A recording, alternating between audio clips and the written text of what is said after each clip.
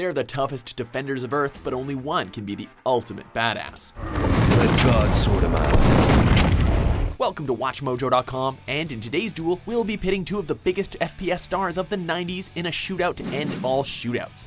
Doom's Doomguy and Duke Nukem. Yeah, Duke, you totally beat their asses. Oh my god.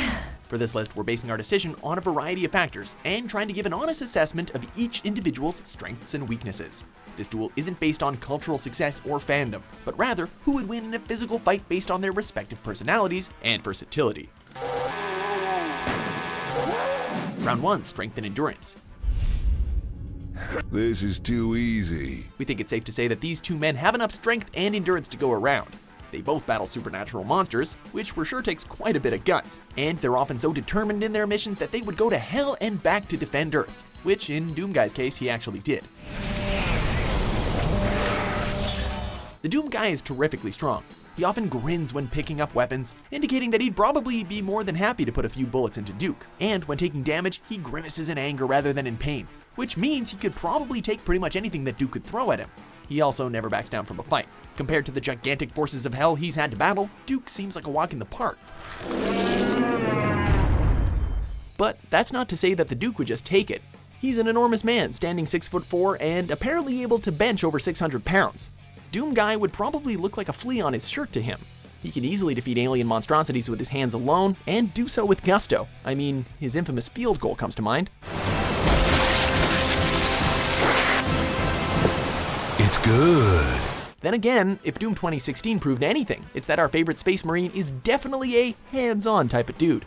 He spends the entirety of the game quite literally ripping the life out of his foes, no matter how big they are. Seeing as his once digitized fist was the original melee weapon, it seems like he's only gotten better in the decades that followed. This one goes to the Doomslayer.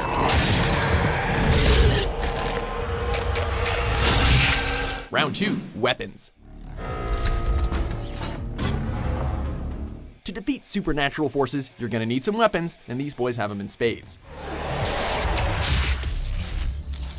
Doomguy is equipped with a pretty basic arsenal, save for some fantastic weapons he acquires later in the games.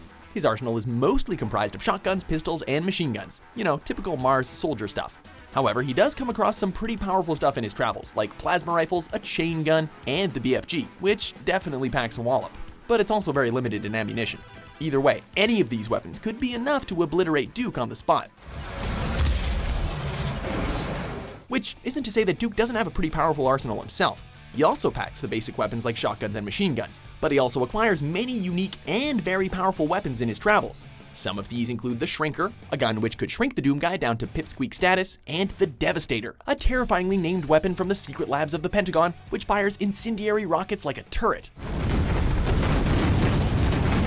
While Doomguy is definitely great with a gun, he can only rely on a handful of super powerful weapons like the BFG. On the other hand, Duke can acquire a myriad of robust and interesting weapons, all of which could blow Doomguy to smithereens. Unfortunately, the old Space Marine doesn't really stand a chance against Duke's variety and potential. Winner, Duke. Yeah, piece of cake. Round 3, Powers and Equipment. While both men are relatively short on powers in their default state, many of their respective pickups and equipment would definitely come in handy in this fight. Doomguy is equipped with an immensely strong suit of armor, which is able to deflect fireballs, claw scratches, and a variety of other attacks from the forces of hell. He's also able to harness the power of demonic runes and enter berserk mode, which grants him inhuman strength and speed, which in turn would definitely equal the playing field against Duke. In the 2016 reboot, he is also equipped with many fancy gadgets for his Praetor suit, including thrust boots, an intelligent HUD, and an impact compensation system, all of which would allow him to battle strategically and easily outmaneuver Duke and his Fists of Fury.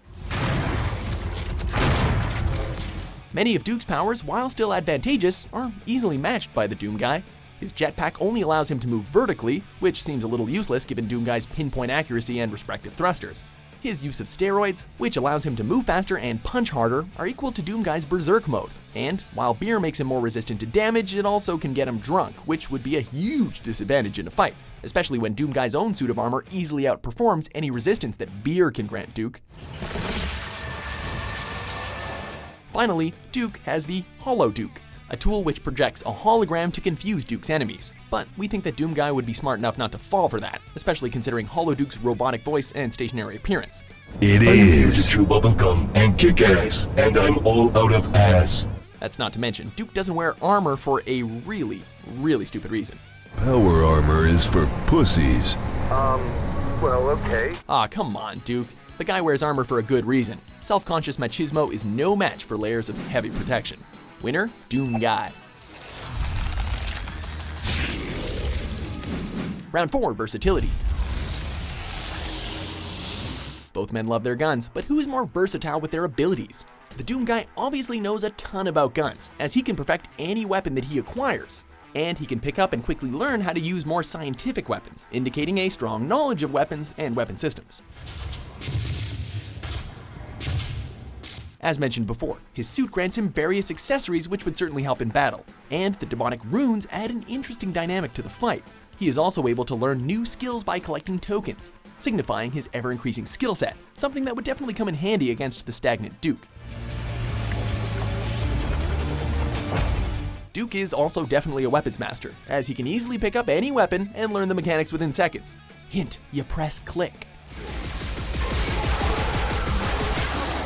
His sheer strength also packs a punch should the Doom Dude approach too close. He can also battle aliens on any terrain, be it Earth or their home turf, proving that Duke is adaptable to any situation.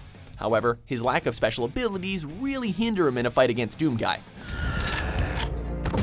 Damn, I'm good. Doomguy's versatile accessories, powers, and ever-expanding skill set easily outpower anything that Duke has to offer. Winner, Doomguy.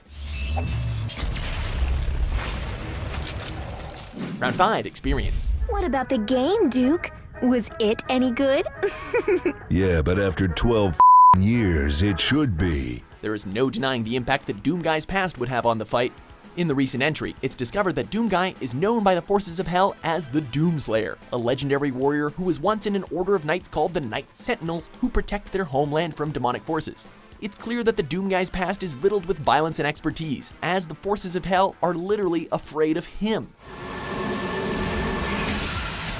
Duke also has a strong past, although not much is known about him. He served in the army for some time, stationed in Beirut, apparently, where he partook in an undisclosed mission.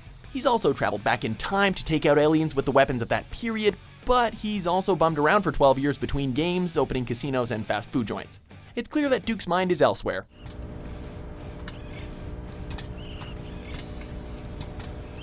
And he'd be a little rusty for a fight against a legendary reincarnated warrior with years of experience fighting demons and monsters. Winner, Doomguy. As it turns out, Doomguy takes the edge over Duke Nukem, mostly thanks to his versatile accessories, horrifying past, and experience. While Duke Nukem certainly has proved to be a formidable foe, there's simply no winning against a man who battles hell as a day job. If he can take on demons, he can take on one buff dude from the 90s. So, do you agree with our verdict? Who do you think should have come out on top? I'll rip your head off and shit down your neck. For more versus battles and great top 10s published every day, be sure to subscribe to WatchMojo.com. This problem in a way that benefits us both.